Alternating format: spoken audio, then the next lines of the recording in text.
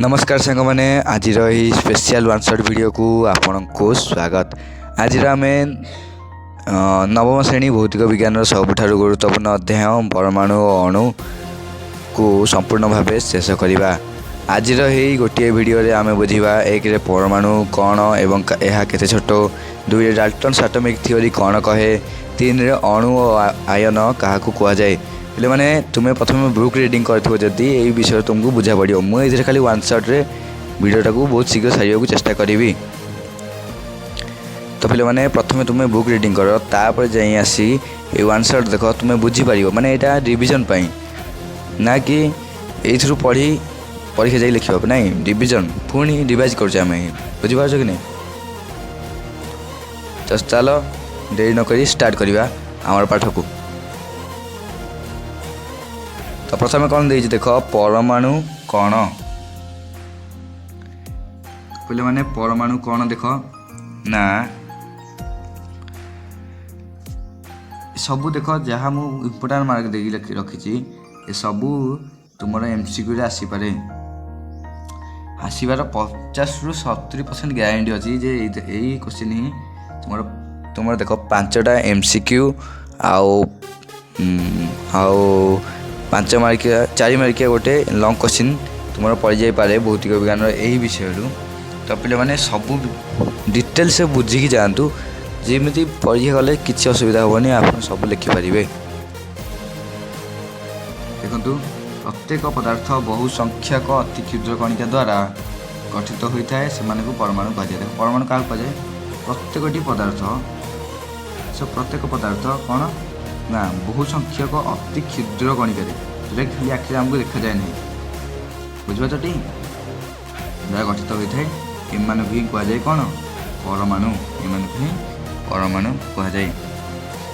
तापर आसला परमाणु को देख परमाणु साधारणतः आखिर देखा जाए ना, बर्तमान कहली कारण एम बहुत क्षुद्र अटंती। तापर कौन देख परमाणु हेउची मौलिक पदार्थर क्षुद्रतम कणिका जहाँ रासायनिक प्रतिक्रिया भांगी पारे नहीं। देख परमाणु हेउची मौलिक पदार्थर गोटे हो छोटिया कणिका जहाँ जहाँ भांगी भी जापर ना, माने एत छोट जे भांगी भी जापर ना। तापरे ये लाइनटा एमसीक्यू आसीपे, आसबार बहुत चांसेस अच्छी 99% चांसेस अच्छी, कारण गत 10 वर्ष भितर ये क्वेश्चनटा बारंबार रिपीट हो चलती। तो या समस्त देखिए जातु। देख कौन ये प्रत्येक मौलिक परमाणु समान गुण धारण करें, से प्रत्येक गैस परमाणु समान गुण धारण करें ना, प्रत्येक मौलिक परमाणु समान गुण धारण करें। यहाँ टे कोशी दे। चलो नेक्स्ट आम देखिए डाल्टन को परमाणु सिद्धांत कौन, डाल्टन एटॉमिक थ्योरी कौन। देख समस्त पदार्थ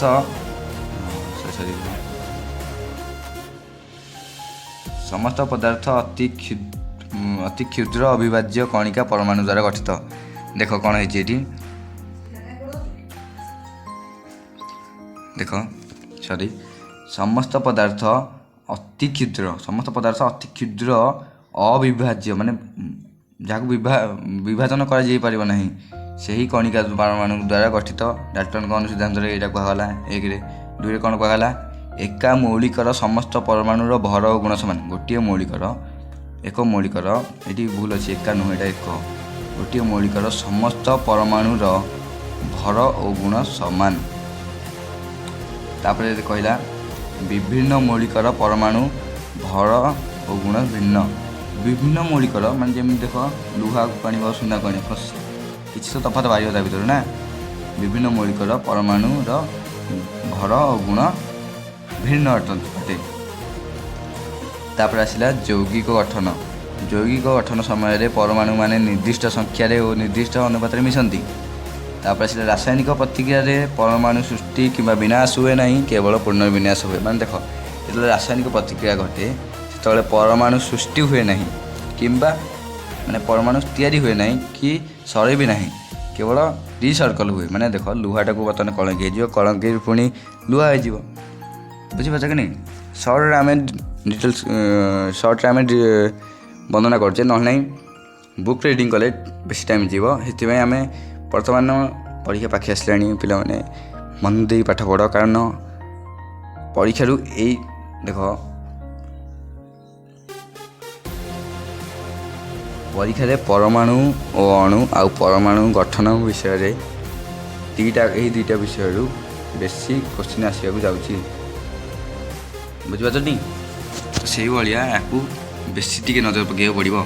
तो मु सेकेंड वीडियो परमाणु गठन विषय पूरा वन शॉट लेक्चर आनी तो मत सब्सक्राइब कर रखी था। चलो नेक्स्ट जी आम परमाणु प्रतीक कौन परमाणु प्रतीक हूँ देख सिंपल किसी भी ना बहुत डिटेल्स ना परमाणु प्रतीक हूँ मौलिकर एक संक्षिप्त नाम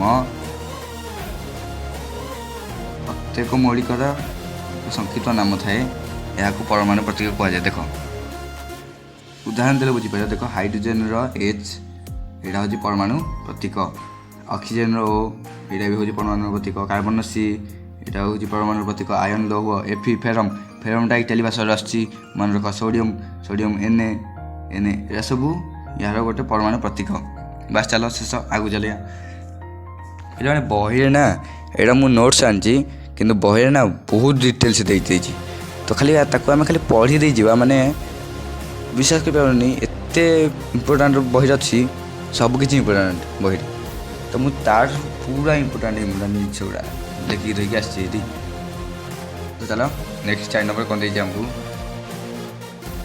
परमाणु भर कौन आटमिक मास जो आम कहे परमाणु भर कौन परमाणुर भर अति कम तेणु यहाँ पारमाणविक भर भी प्रकाश कर रिलेटिव ऑफ आटमिक मास रे प्रकाश कर जाए परमाणुर भर को हाँ यहाँ अति कम ना तापर आस कार्बन 12 परमाणु को मानक भाव नहीं तार भर को 12 यूनिट माने आटमिक मास यूनिट जोटा यू चिन्हटा हो आटमिक मास यूनिट कथा जाए। देख कौन ठीक से पढ़ा कार्बन 12 परमाणु को कौन हुए मानक भाव नहीं तार भार को 12 यूनिट धरा जाए। उदाहरण hydrogen 1 unit oxygen 16 unit carbon 12 unit आउ नाइट्रोजेन 14 यूनिट।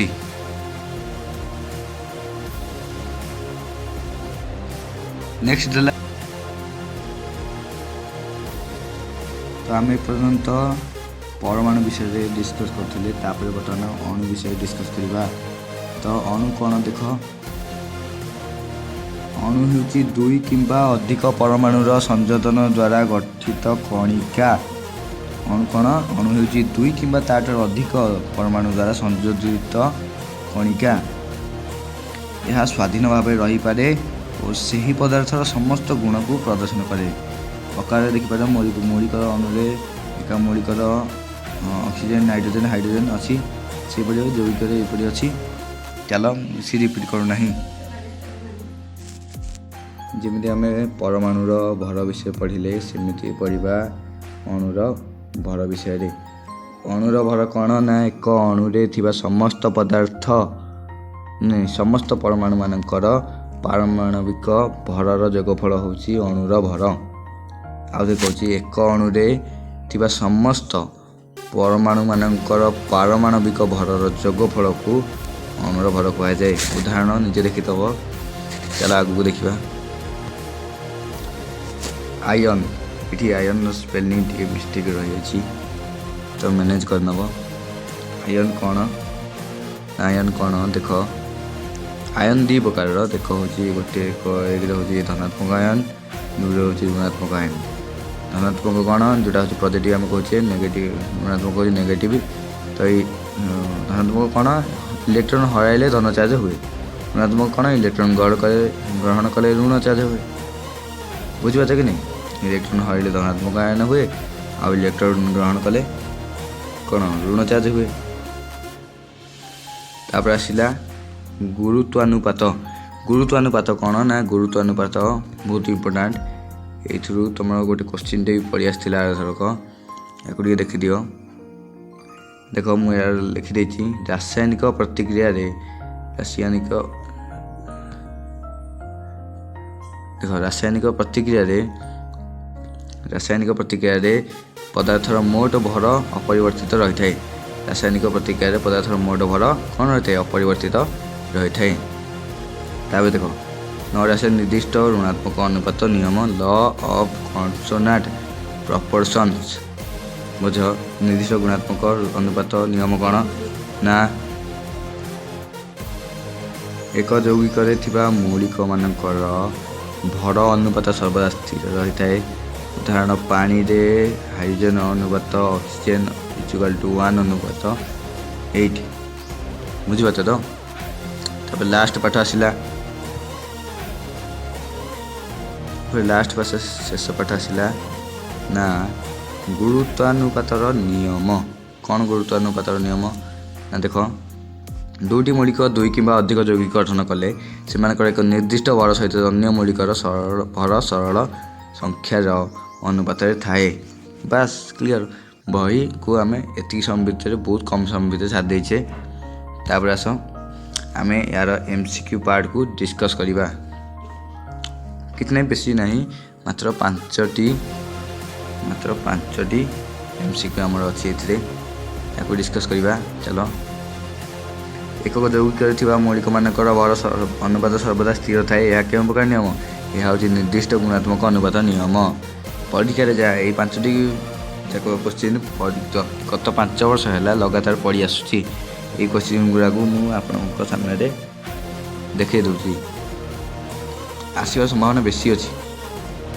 ये क्वेश्चन निम्नलिखित मध्यरु केउंटीर परमाणु भर 14 यूनिट ना नाइट्रोजेन परमाणु भर 14 यूनिट। नेक्स्ट आसला देख एक अणुरे 2 प्रकार मौलिक परमाणु थाए। या कौन कहुए? या कहुए यौगिक अणु। बास क्यों परमाणु प्रत्येकटी लाटिन नाम आसी मुझे जमी फेरमटा जोड़ा हूँ लौह लाटिन नाम आसी भी रिपीटेड। बास सैला यही क्वेश्चन आंसरटा कौन हम तुम भाभी पार कही मझे एक रासायनिक प्रतिक्रिया परमाणु मानकर मोट संख्या और मोट भर कौन थाए अपरिवर्तित थाए। बुझे कि नहीं? तो शेष हो आम पाठ बहुत कम समय भितर आम को रिविजन करदे। तो जहाँ को भी ये विषयटा दरकार माने विषय को बुझा दरकार सी यहाँ स्क्रीनशॉट नहीं पार। तो रही जय जगन्नाथ। पुणी देखा आउ गोटे वीडियो से पर्यंत बाय।